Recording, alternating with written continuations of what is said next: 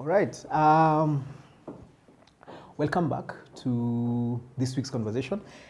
I know a lot of people are waiting for me to share my views about the demonstrations that were held last week on Monday, because it was one of the things I had talked about. And I talked about how we are moving from maandamano to mapambano. And I think everybody saw for themselves. Of course, there's a perception that the political message that needed to be sent home has been sent home. And we now know who can actually mobilize Nairobi, and you can actually shut down Nairobi. Raila can actually shut down Nairobi. I don't think that was ever in doubt. And Monday proved it. So tomorrow, Monday, and Thursday, which is now the new days for demonstrations, are going to be more or less looking the same. And it is important first and foremost for me to explain why I have a personal problem with mapambano and demonstrations, the way they are done. Let me first explain something. I am a firm believer of Article 37 of our Constitution. Article 37 of our Constitution gives me and any other Kenyan the right to assemble, the right to picket, the right to have a demonstration and protest, and the right to present petitions to public authorities. That is an article enshrined in our Constitution. It's like a basic right. Everybody has that right. And the reason we're given that right is because not everybody has a political platform or a corporate platform or a media platform, even a YouTube platform like this, to be able to articulate the issues they are not happy with. So when you're not happy with something, you have the right to picket, to demonstrate, to protest, to present a public petition, to present a petition to a public institution. But then the same article actually gives a condition for that particular right. The condition is that you have to be peaceable and unarmed. Now, what most people do not know is that in 2012, I actually went to court because of that particular Article 37. This was following an attempt we had made to have a demo in Limuru, following an initial assembly that had been there to declare the direction that the community wanted to go. And Paul Muite, myself, Reverend Getari, the late, a couple of other people were not happy with that, and we wanted to have our own assembly. And the police stopped us. And I went to court and I actually got an order from the High Court instructing the provincial police officer, the PPO at that time, to give me security, and we were able to go back and have our own assembly in Limuru. 4 years later, in 2016, I went back to court, again in my own personal capacity. This time, I wanted to have the court explain the parameters of that right, Article 37, vis-a-vis Article 27.1. You see, Article 27.1 explains that everybody is equal before the law, and that I have the right to receive the same benefits and the same protection as anybody else before the law. And the question here was, when you're holding a demonstration and I don't want to be part of your demonstration, are you allowed to have your demonstration interfere with how I conduct myself?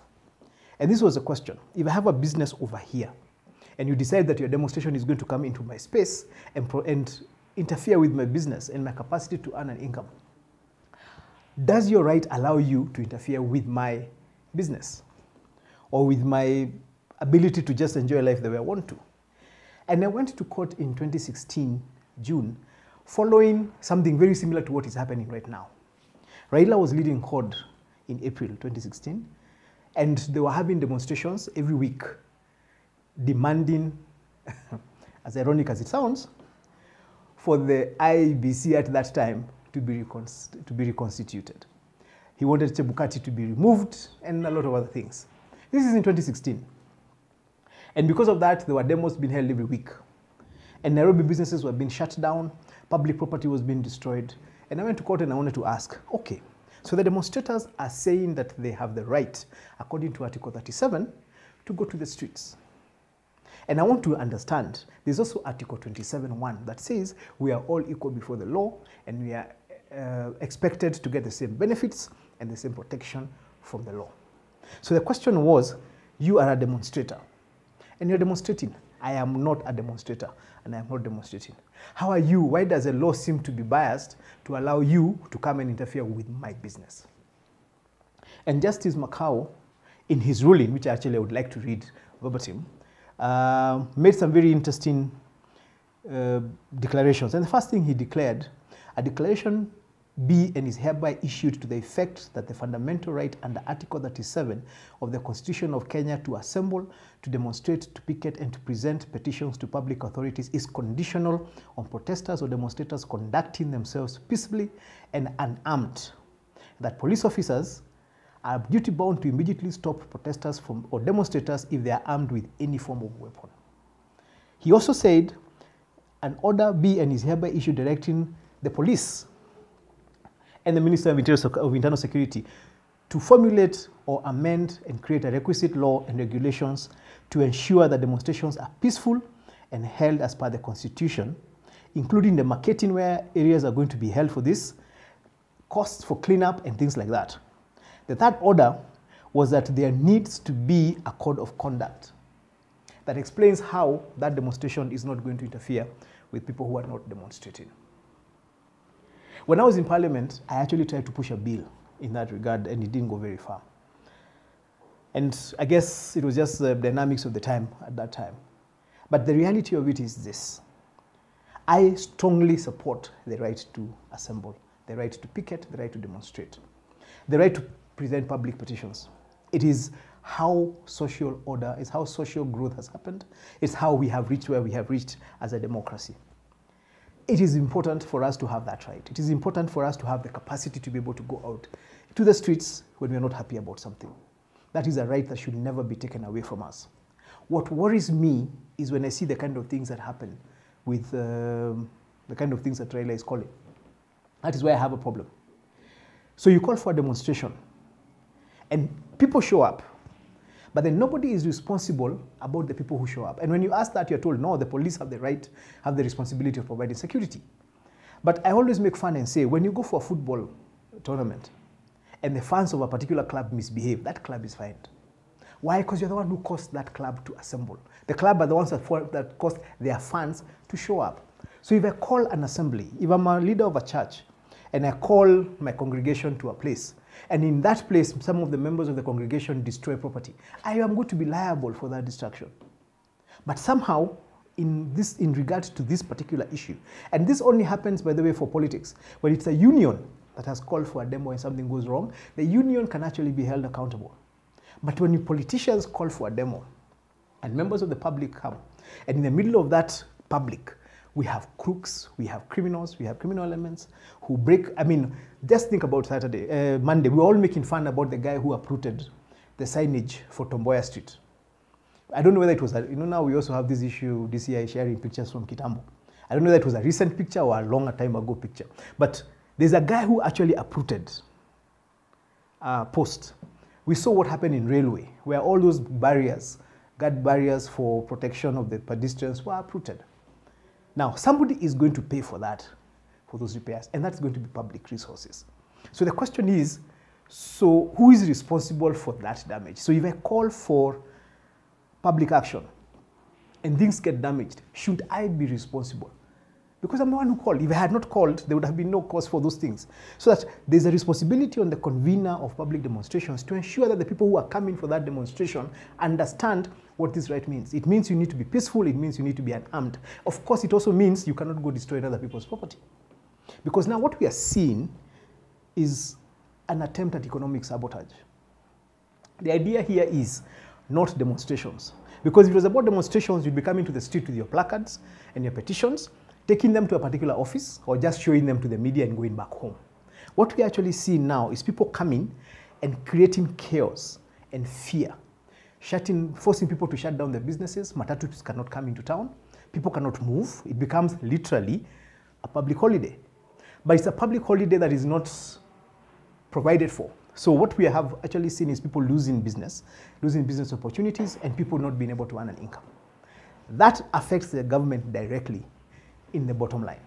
If you do that consistently, what you're actually doing is undermining the government's capacity to create, to develop funds, to get economic capacity. When you undermine that capacity, you're forcing the government to listen to you. I do not think that was the intention of this particular Article 37. The intention was not for you to attack the government or to undermine the government economically. It was not meant for you to undermine the government economically. It was meant for you to actually get a platform to articulate your issues. What we're seeing and what you're going to see next week, and I'm sure I'll be right here predicting it again, is a situation where now businesses get shut down. So people don't earn, people don't pay taxes, the government doesn't get any money, and the government gets weaker.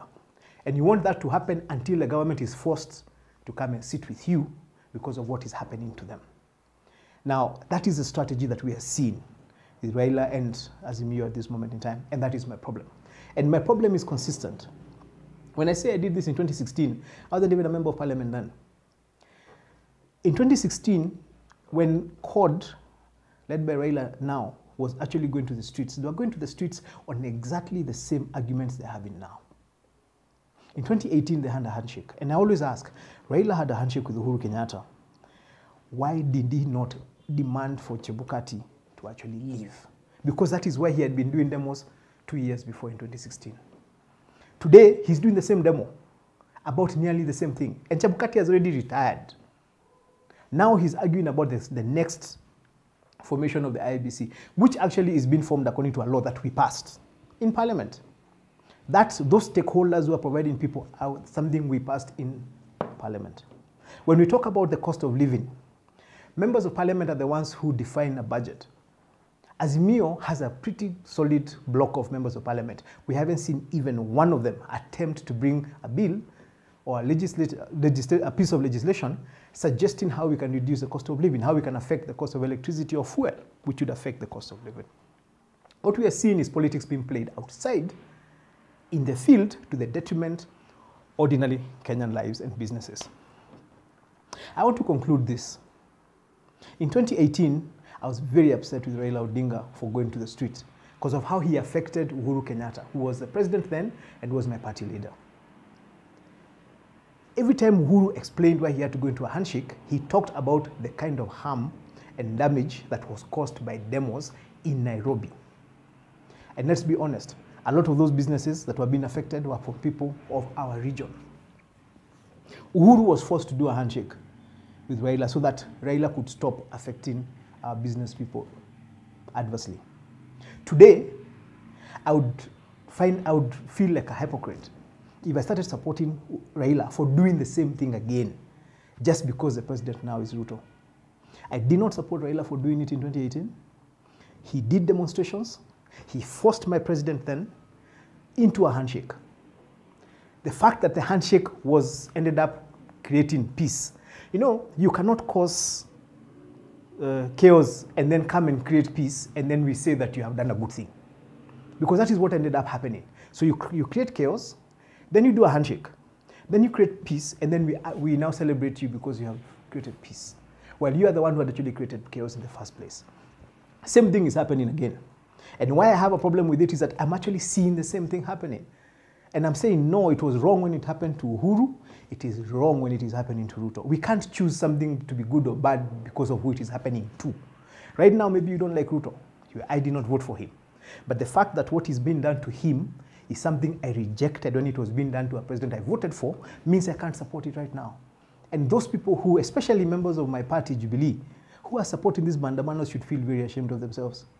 We were out there calling Raila names because of doing exactly what he's doing. Nothing has changed. He's doing the same thing. So I don't understand why now we think it is a good thing. So I want to conclude by saying I support Article 37. The right to demonstrations, to picket, to assemble. I support it as long as you're peaceful and unarmed. But I also support Article 27 that says we are all equal before the law. And that is where I am saying I am not a demonstrator and I run a business in Nairobi. Please do not force me to close my business when you're doing your demonstration. That is wrong. It is as wrong as if I stop you from doing your demonstration. So if I cannot stop you from doing your demonstration, don't stop me from not demonstrating with you. That's all I have for this weekend. As usual, we continue inviting you to come and literally assemble with us at Rware Central. Cup of soup, nyama choma, pilau. We're still doing some good stuff.